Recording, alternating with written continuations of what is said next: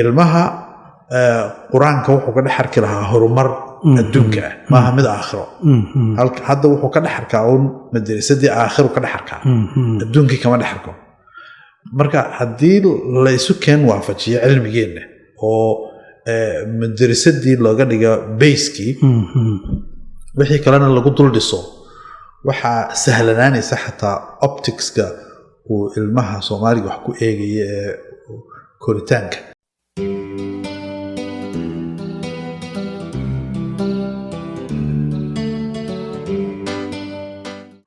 kusoo dhawow adeeg wanaag podcast oo ay soo saarto Somali Public Agenda magacaygu waa Awas Axmed waxaan ahay martigeliyaha adeeg wanaag podcast waxaan ku falanqeynaa arrimaha adeegga dadweynaha iyo hagaajintooda waxaan ku martiqaadnaa dad kala duwan oo arrimahaasi xogogaal u ah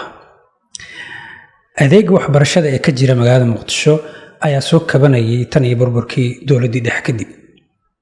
sidaas oo ay tahay waxaa la sheegaa tiro aad u fara badan oo carruurta magaalada ku nool inaysan aadin waxbarashada nidaamiga ah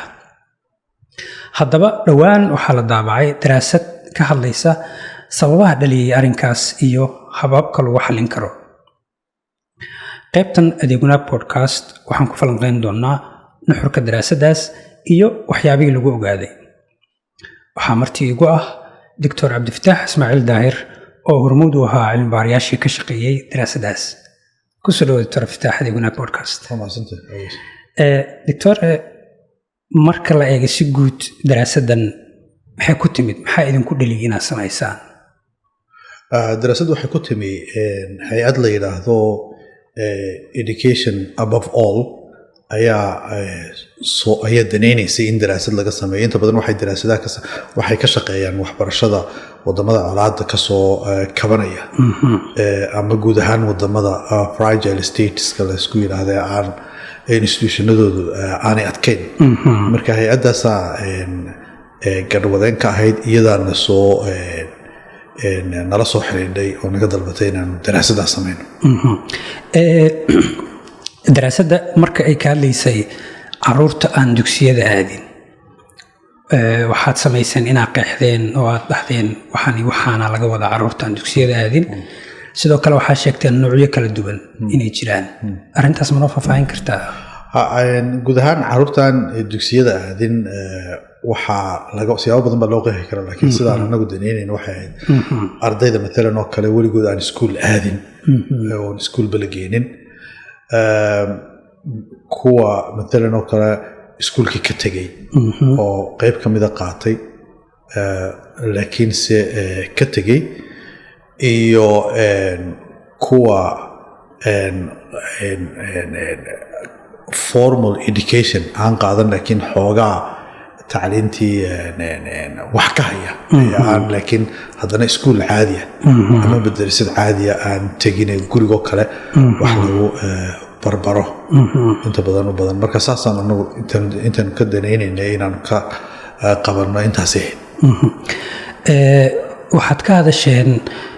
hanaanka waxbarashada asaasiga ee Soomaaliya si guud marxaladihii kala duwanaa ay soo maray marka la eego xilligii gumaysigii ka hor xilligii dowladdii rayidkii tii ciidankii iyo burburkii kadib qaabkay u hana qaaday arrintaas si guud ma noo dulmari kartaa arrintaa waxaanu ka samaynay un literature review dad badan baa wax ka qoray educationka Soomaaliya in badan baa wax laga qorayay qaybaha hore pre-colonialka inta badan literatureki laga qoray wuxuu ku saabsanaa uun sidii waxbarashada Soomaalidu ay ugu isticmaali jirtay iska caabin wax qariibana maaha wadamada muslimiinta oo dhan arrin ka jirtay iyo wadamo aan muslimiin ahaynba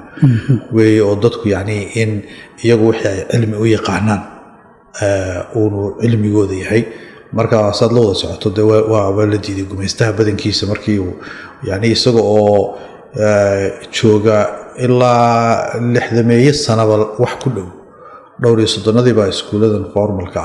la bilaabay intaa hore iska caabin ayaa jirtay lagu hortaagnaayo dadku in diintooda iyo afkooda dhaawac soo gaaro oo uu gumaystuhu curriculumka uu wato wax aanay danaynayn ku soo dhex darsado iyaga oo iska ilaalinaya bay kala hor yimaadeen iska caabin markii ay xana qaaday waxbarashadan casriga ee gumaysta laftiisa ay u caddaatay inaan wax badan la dhexgelin karin ayna ku qasbanaadeen inay Soomaalida u caddeeyaan in waxa la baraya aan shaqo ku lahayn wax diinta islaamka ka hor imanaya adigu iskuuladii waa la dhisay sida literature-ka ku cad markii calanka la qaatayna waxay ugu weynaayee la isiido wax ka qabta waxay ahayd in curriculumkii maadaama laba maxamiyadood laba gumaysi laga soo minguuriyey waxbarashadeenna sida la isu waafajin lahaa oo weliba loogu dadaali lahaa in xagga ingiriisida loo guuro markii dambena dee kacaankii baa yimi oo soomaaliyeeyey curriculumkii oo Soomaaliga wati lagu qoray wax badanna waa lagu soo kordhiyay waa laga qabtay civic education ko kale iyo waxyaalahaas scientific socialism iyo wixii la dhexgeliyay ilaa burburkii laga soo gaaray dagaaladii ka dhaceen dagaaladii markay dhaceenna tacliinta inteedii badneed maadaama oo aanay dawlad hana qaaday oo taabagelisa aanay ka jirin dalka intiisa badan waxaa dad abaabulay oo inta badan private education ka xoogeystay oo lagu baxsaday marka guud ahaan inta wax laga qoray waa inahaas arrintan out of school children kama caruurta iskuulka ka maqan wax badan ba loo Soomaaliya laga qorin oo si gaar iyada loo eegayo burburkii markuu dhacay kadib caruurta Soomaalida waxbarashadii asaasiga ahayd iyo guud ahaan dugsiyada waxbarashada nidaamiga ahayd duruufo kala duwan ayay ku hana qaadeen sidoo kale duruufahaas ayaad wax ka sheegteen oo xilligii burburkii duruufo badan baa jiray oo curriculumkii aan midaysnayn oo qoloba meel wax ka soo qaadatay mid laakiin anagu ugu weynay aan focus ka saarnay waxay ahayd bal horta inaan wax ka ogaano xajmiga problem kan out of school children kama caruurta iskuulka ka maqan marka haddaan statisticska haddaad eegto waa dee guud ahaan waxa weeye way kaanixinaysaa inkastoo adduunka badankiisaba dee ay ka jirto oo la yidhaahdo ilaa 240 milyan oo qof baa iskuulka ka maqan adduunka marka la isu geeyo waxaa cajiiba 40% dadkaas deegaanada Afrika ee ay dhibaatadu ka jirto ayay ka soo jeedaan waa 98 milyan oo caruur ayaa la yiraahdaa way ka maqan Soomaaliya hadda eegtay ilaa 3 milyan oo caruur baa ka maqan iskuulada ka maqan inta iskuulada tagi kartaana waa ilaa 8 milyan oo 8 milyan ku dhawaad ayay hadina iskuulada ku jiraan marka waad fahmi kartaa ka badan tahay percentage aad u sareeya weeye anagu marka waxaan wax ka sameeynay daraasadan ka sameeynay Muqdisho ardayda ka maqan iskuulada waxa iskuulla aada in ka yar 3% ardayda aadi kar lahayd primary schools ka matalan oo kale waa in ka yar 3% sidoo kale inta 3% kaas 17 kamida kaliya baa secondary u gudba wali qaar baa ka sii go'a ka sii haro aadin marka xajmiga problemka ka jira Soomaaliya ardayda aan school age ki gaaray laakiin schoolkii aan ku jirin oo dugsiyada aadayn aad buu u sareeya marka loo eegaysta inkastoo guud ahaan problemku uu ka jira meel walba keenu kuma jiro dado uu ka sareeya Muqdisho hadda waxaa la sheegaa in xoogaa marxaladda ay ka soreysay of course intaas sheegtay hadda waa tira oo aad u fara badan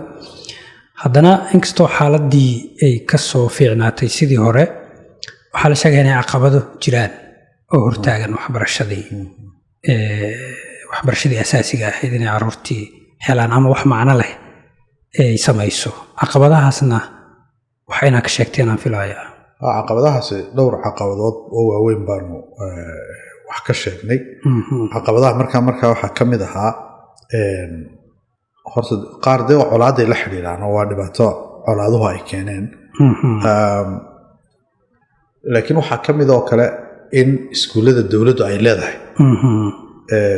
la aadi karaa ay yar yihiin oo hadda 626 iskuuloo ka jira muqdisho waxa dowladdu waxay ku leedahay 4% way ka yar yihiin oo ayaga laftirkooda sanadihii aadka u dambeeyey ay aada u soo hana qaadeen dhowr sano ka hor waxay ahaayeen 20 iyo wax iskuul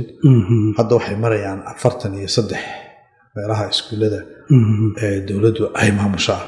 weli waa xajmi aada u yar markaad eegto maxaa la yidhahdaa dugsiyada loo leeyahay arrinta labaad waa arrinta lacagta yani awoodda dadku ay u leeyihiin inay gooyaan ama caruurtooda ay u diraan iskuullo aad bay u yar tahay maalan oo kale primary schoolska qiimaha ugu yar waa 120 iyo ilaa 240 inta u dhaxaysa halkii arday laga qaadi karaa average-ka familiga Soomaaligiina waxay ku tilmaamaan marka statisticska eegayaan the family 6.2 iyo match laakiin 6.2 bay macnaheedu waxa weeye 6 qof inay ka kooban yahay oo labadii waalid ay ku jiraan 4 caruur average-ku household-ku ilaa 6 weeye marka labadii waalid haday ku jiraan marka qaar baa hal waalid kaliya ay joogaan waad garan kartaa waxa iyana secondary-gu waa ilaa 180 ilaa 300 inta u dhaxaysa average-ka familiga soo galana Soomaaliya waa $350 bishii marka waxaad isku aadaysaa haddii halkii arday ee secondary-ga aadayo 340 uu yahay inta u dhaxaysa 180 ilaa 300 primary-giina uu yahay 120 ilaa 240 hal arday baanay goyn karin waa sanadkii Soomaa hal arday baanay goyn karin inay waxbarashadii ka bixiyaan marka iyada waxaa kaloo jirta macallimiintii baa yar oo aan jirin inkastoo sanadihii ugu dambeeyey ay kordheen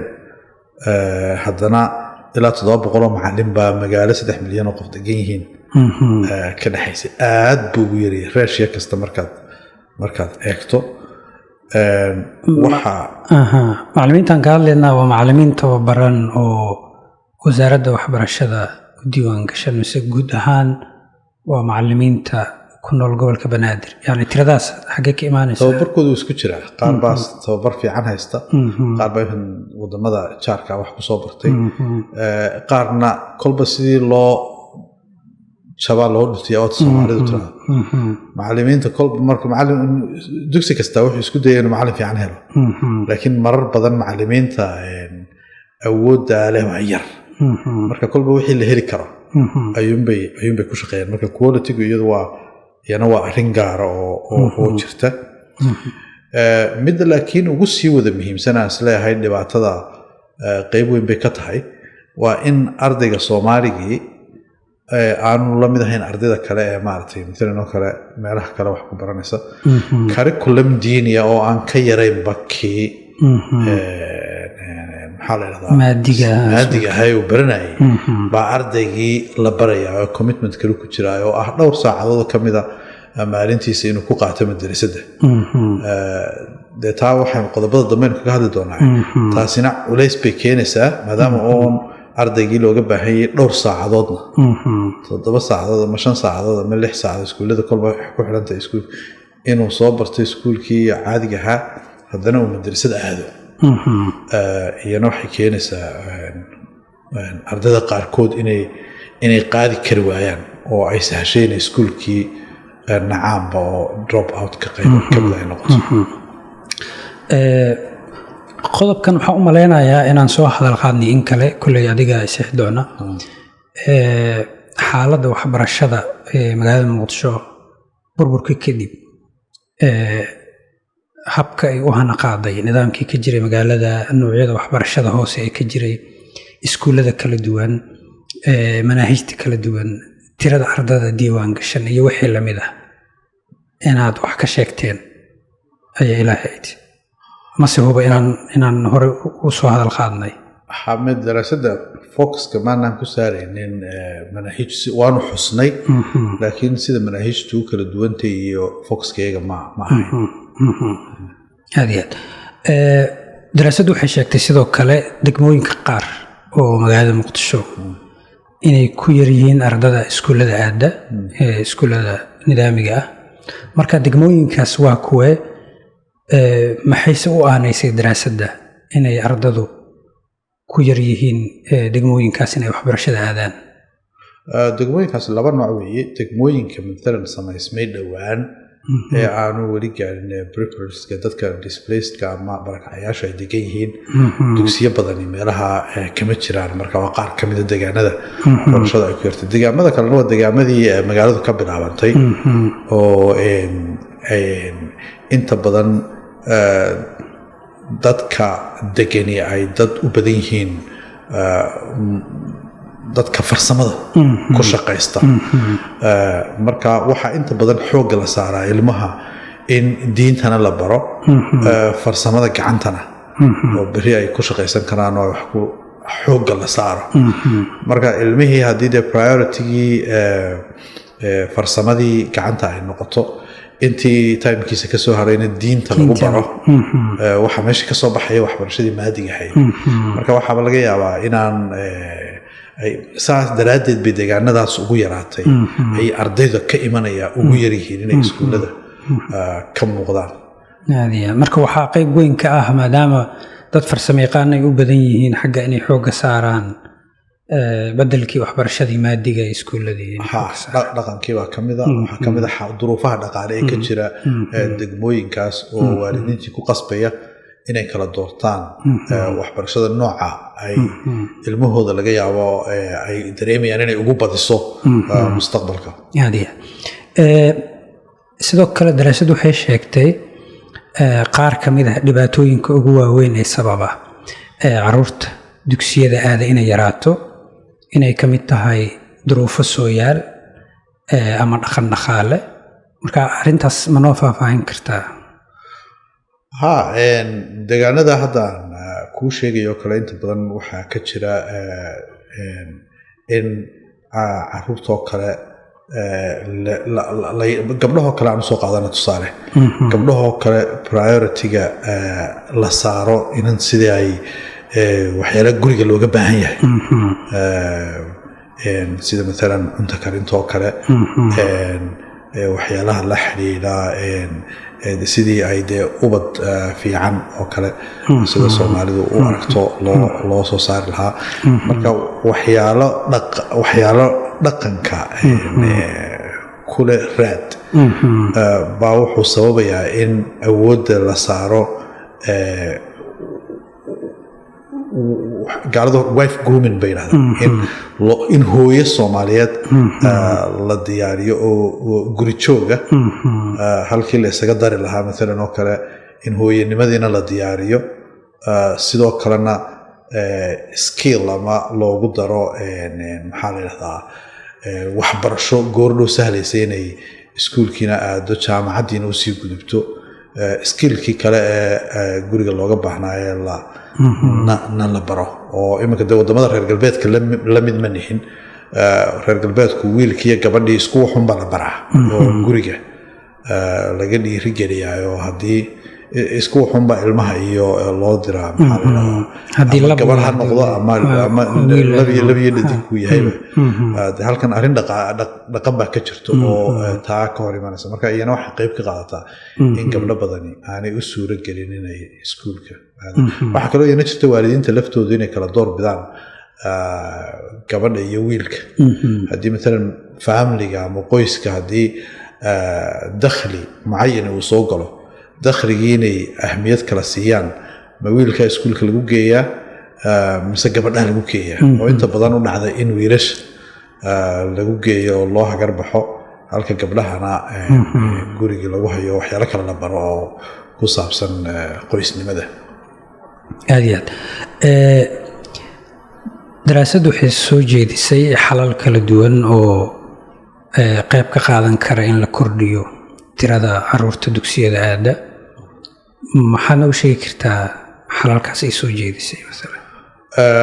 waxa ugu weyn ee aan isleeyahay waa soo jeediseen waxa weeye in maalan oo kale dal colaad ka soo kabanayaynu nahay, waxa adag inaynu dugsiyo dhisno. dugsiyanu soo jeedinay in la dhiso oo dugsiyada la ballaariyo. dhibaatada jirta waxa weeye dhulkii oo qaaliya iyo dhisidda dugsigii oo lacag badani ay ku kacayso aan loo hayn. inta badanna deeq-bixiyaashu waxay jecel yihiin workshops iyo waxyaalo yaryar inay inaga caawiyaan. haddii la yidhahdo hard infrastructure hala dhiso, inta badan waxay u muuqataa inaanay danayn, weliba markay magaalooyinka tahay inaanay aada u danaynayn. laakiin baadiyaha way ka dhisaan, lianna baadiyaha dhulkuna wuu iska jaban yahay. opticskana way u fiican tahay oo meel baadiya bay wax ka soo dhiseen. gabadhu markay capitalskoodii ama meelihii ay ka yimaadeen ku warcelinayaan, sawirkay yaro qurxisaa. mar haddii aynaan kharash intaa la-eg u hayno aynu dugsiyo ku dhisno, waxaanu soo jeedinay maalan oo kale dugsiyadan primaryga ee hadda la dhigto oo kalaaska 1 ilaa ka 8 waxa lagu barto wax madrasadaba lagu bixin karo. marka haddii curriculumkan madrasada madrasadaha loo guuriyo oo xaggaa loo raro oo la yidhaahdo wixii curriculum wixii looga baahnaa primary schoolka from standard 1 to 8 oo kale madrasada loo raro, waa ma badna, maaha culays weyn maaha. waa wax madrasadaba lagu dhigi karo haddii loo diyaariyo oo macallimiin dheeraadana la siiyo. khibradda dadka madrasadaha ka shaqeeyana la kordhiyo, oo waxyaalaha yani aanay madrasadu ka bixi karin way yartay ee ku jira curriculumka. dugsiyo badan baa markaa inoo baaqi noqonaya oo secondaryo loo bedeli karo.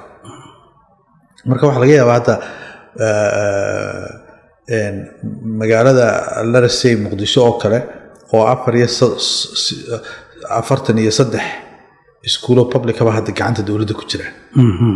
43daaba haddii hadda laga dhigo maxaa la yidhahdaa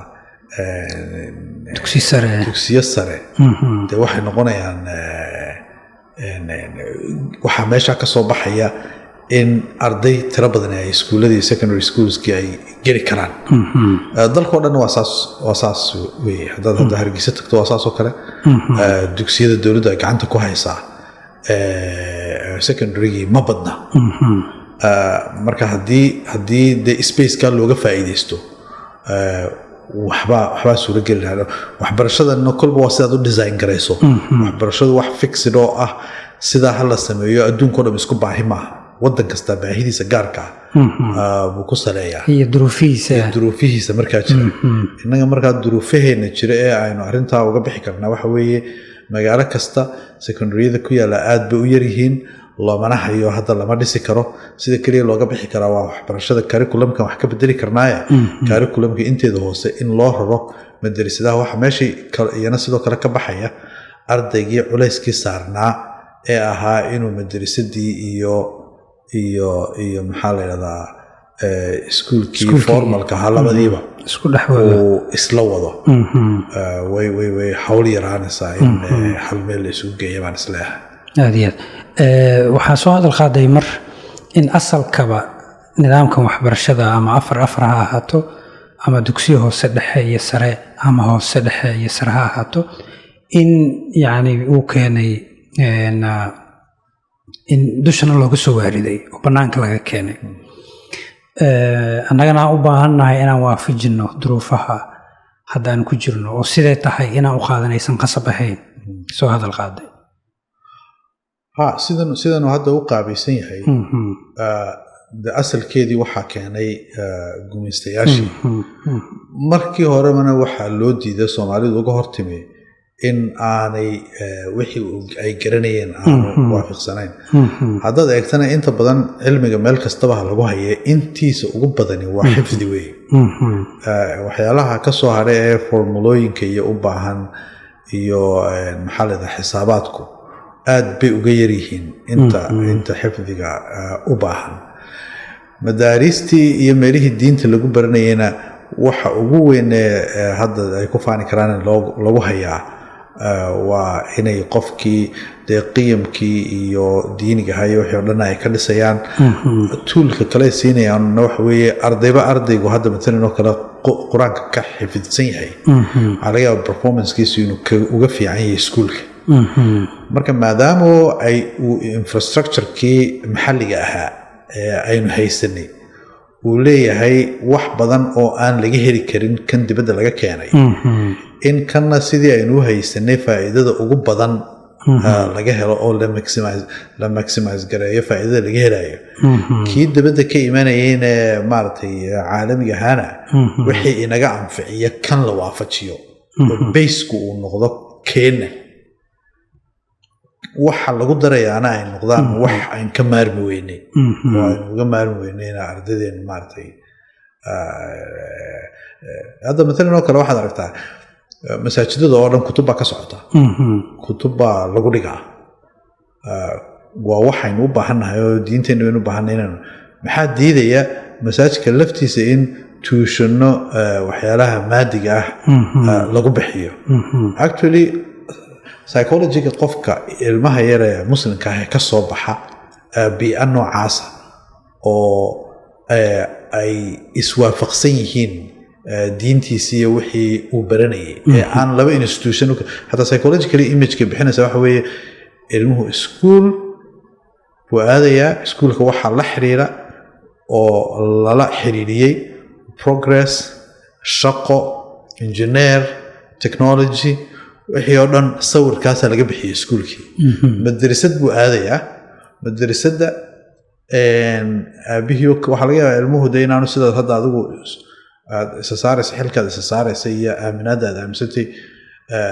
in isagu dee ilmihii markaasaa tababar lagu hayaa moogtay